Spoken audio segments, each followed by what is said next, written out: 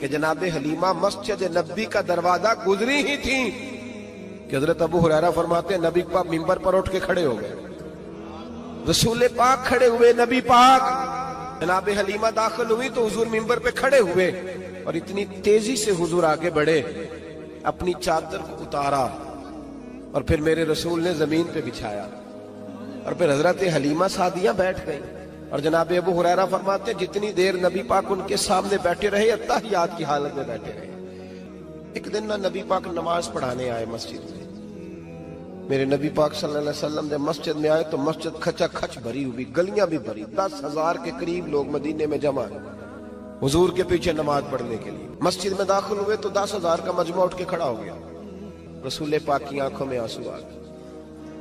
دور رو پڑے اور اتنا روئے کہ جناب ابو ہریرہ رضی اللہ تعالیٰ عنہ فرماتے ہیں کہ میں نے نبی پاک کے سینے سے آواز نکلتی دیکھی۔ جب آدمی زیادہ روتا ہے تو سینے سے آواز آتی، حضور روئے کہ سینے سے آواز آئی۔ آپ فرماتے ہیں پھر حضور نے آنسو پوچھے، پھر نماز مکمل ہوئی۔ جب لوگ چلے گئے تو حضرت ابو بکر صدیق اٹھ کے قریب گئے، کہا یا رسول اللہ صلی اللہ علیہ وسلم آج کوئی وجہ نہیں تھی رونے کی، آپ آئے ہیں اور رونا شروع کر دیا۔ تو میرے محبوب فرمانے لگے آج جب میں نے اپنی وہ شانیں دیکھی، وہ مقام دیکھا تو مجھے اپنی اماں کی یاد آ گئی۔ میرے حبیب فرمانے لگے مجھے اپنی اماں آمنہ کی بات یاد آئی، میری ماں نے تو وہ دور دیکھا تھا جب وجود پہ کپڑے بھی پورے نہیں تھے،